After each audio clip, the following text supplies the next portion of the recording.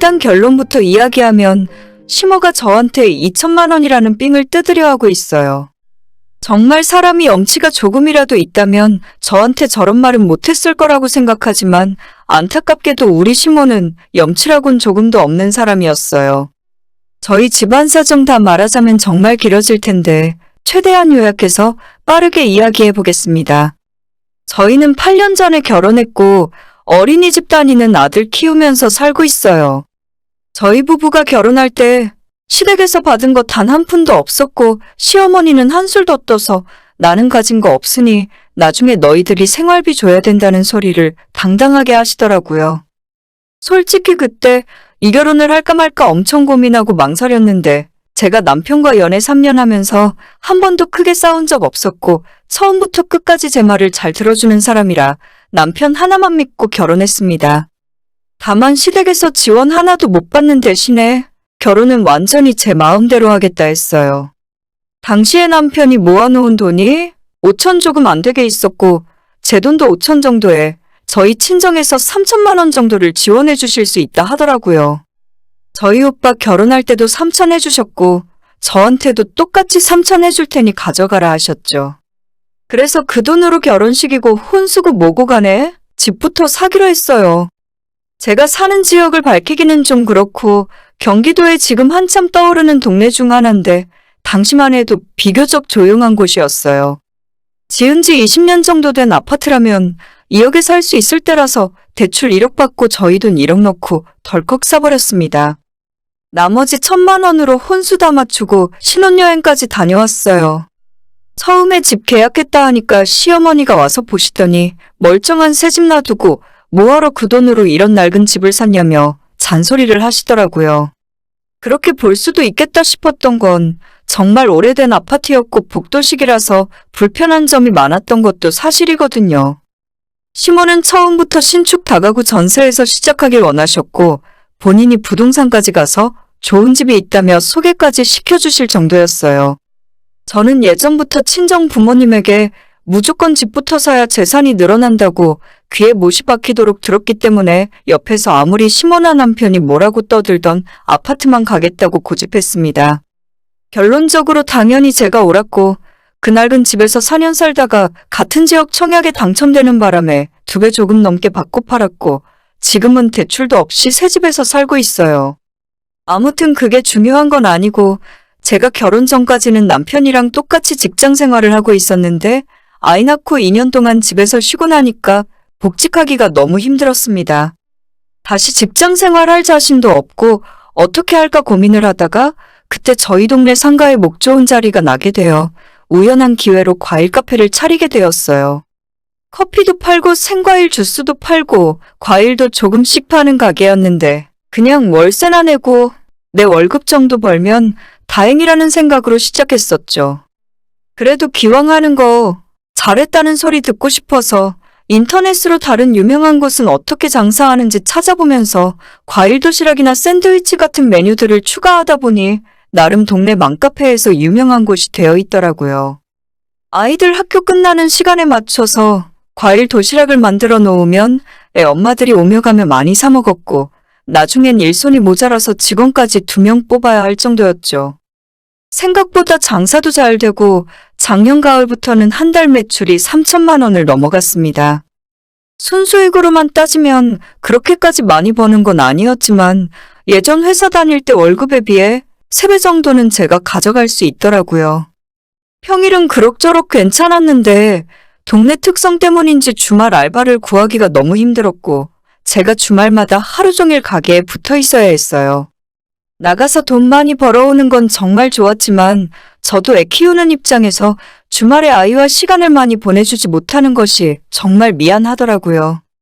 남편은 직장 생활하고 있으니 평일에 일하고 주말에 쉬는데 우리 세 식구가 모두 모여서 시간 보내는 일이 없어지니까 심적으로 너무 힘들었습니다. 조금 믿을 만한 직원이 있으면 가게를 맡겨두고 주말에는 나도 쉬고 싶다는 생각을 하다가 시댁에서 2년째 놀고 있는 신호 아가씨 생각이 나더라고요. 우리 막내 신우는 올해로 31인데 아직 시집 안 가고 시부모와 함께 살고 있어요. 2년 전에 다니던 직장에서 권고사직 당하고 난 뒤 실업급여 받으며 어영부영 6개월 놀다가 아예 그대로 눌러앉아서 1년 넘게 백수로 지내고 있었습니다. 그래도 가족이기도 하고 남보다는 낫겠지라는 생각으로 신우에게 주말 일을 해줄 수 있냐고 물어봤었는데 의외로 흔쾌히 알겠다고 대답하더라고요. 반신반의하며 못해도 그만이란 생각으로 일을 시켰더니 생각보다 곧잘 따라서 하고 금방금방 배우는 것 같았어요.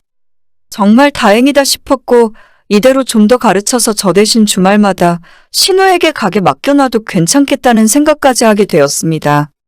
초반 한 달 정도는 일도 열심히 하고 자기도 나중에 이런 카페 차리고 싶다면서 의욕적으로 배우려고 하더니 결국 금세 흥미를 잃어버리고 말았어요. 출근도 매일 조금씩 늦고 근무 태도도 불성실하며 손님이랑 말싸움하는 경우도 있다고 해서 신우에 대한 안 좋은 소문이 제 귀에까지 들어오더라고요. 시간이 지나면 좀 괜찮아질까 기다려보기도 했고 당시 시급을 10,000원을 주고 있었는데 돈이 너무 적어서 그러나 싶어 11,000원으로 올려주기도 해봤어요. 제 생각보다 가게 장사가 너무 잘 됐기 때문에 여건만 된다면 매장을 하나 더 내고 싶었고 신우가 자기 일처럼 열심히만 해준다면 새로운 가게의 점장으로 일을 맡길 생각도 있었습니다. 하지만 한번 나빠진 근무 태도는 점점 더 안 좋아졌고 나중에는 하루 종일 뒤에 앉아서 핸드폰을 보고 있는 지경에 이르더라고요. 같이 일하는 다른 직원은 신우가 사장의 친인척이라는 이유 때문에 뭐라 말도 못하고 업무를 혼자 다 쳐내고 있었습니다. 결국 신우에게 일을 그만두라고 이야기해야 하는데 어떻게 말을 할까 고민하고 있었어요. 다른 직원들도 싫어하고 일을 못하니 그만두라고 말은 못하겠고 제가 먼저 일해달라고 부탁했었는데 이제 와서 자르려니 마음이 좋진 않더라고요. 그런데 일한 지 3달이 조금 넘어가는 어느 날 오히려 신우가 먼저 자기 남자친구에게 프로포즈를 받았다면서 이제부터는 결혼 준비를 해야 하니 그만두겠다고 말을 하는 겁니다. 이게 웬 횡재냐 싶어서 신우에게 결혼 축하한다 해주고 바로 그날까지 일한 거 계산해서 그만두게 만들었죠. 월말까지 할 수 있다고 하길래 결혼 준비하려면 신경 쓸 것이 정말 많으니까 그냥 오늘부터 푹 쉬면서 천천히 준비하라고 했습니다. 마지막 월급에 지금까지 일해줘서 고맙다는 의미로 보너스 30만 원 더 얹어줬어요. 토요일, 일요일 이틀밖에 일을 안 했으니까 사실 한 달 내내 일해도 신우 월급이 100만 원이 안 되더라고요. 시급을 11,000원씩 줘도 90만 원 조금 넘는 정도라서 퇴직금까지는 아니지만 마지막 달 보너스로 30만 원이면 적게 주는 건 아니라 생각했습니다.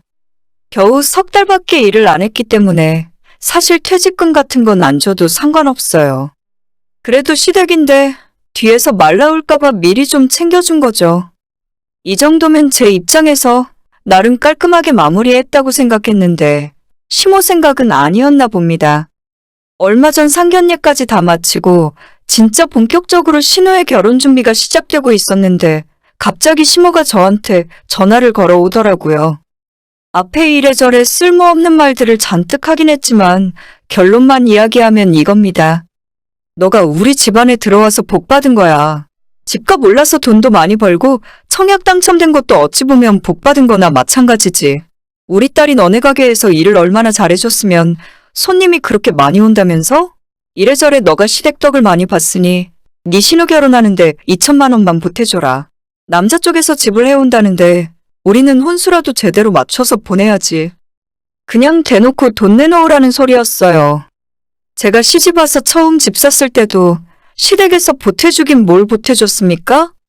친정에서 3천 해줬다는 것도 뻔히 들어 알고 있었으면서 끝까지 모르는 척 입도 뻥끗 안 하셨던 게 저희 시어머니예요. 게다가 뭔 집을 일이 낡아빠진 걸 샀냐고 괜히 찾아와서 잔소리만 엄청 하셨죠. 지금까지 시모가 저한테 도움 한 번 준 적도 없고 그나마 가게에 불러다 놓은 신우도 얼마나 단골 손님들이 욕을 하시던지 신우가 벌어다 준 돈보다 신우 때문에 다시 오지 않는 손님들이 훨씬 많을 겁니다. 시댁 형편 안 좋은 거 알고 있고 집안에 돈이 없으니 어쩔 수 없다고 생각하고 있었는데 이제 보니 칼만 안 들었지 순 날강도나 다름없더군요. 시어머니 전화를 끊자마자 바로 남편에게 이 사실을 알렸는데 남편은 어머님이 자기한테는 그런 말 한 적도 없다면서 엄청 황당해 하더라고요. 우리 결혼할 때도 한 푼도 안 주셨으면서 내 동생 결혼하는데 2천이나 달라고? 엄마가 대체 무슨 생각을 하고 있는 거지? 남편도 처음 듣는 이야기였고 듣자마자 화를 버럭 내더라고요. 저보는 앞에서 남편이 바로 시모에게 전화를 걸었고 무슨 이유로 우리한테 돈을 2천씩이나 내라고 하는지 물어봤습니다. 남편이 직접 전화를 했더니 시모가 저한테 이야기하는 말투와는 완전 다르더군요.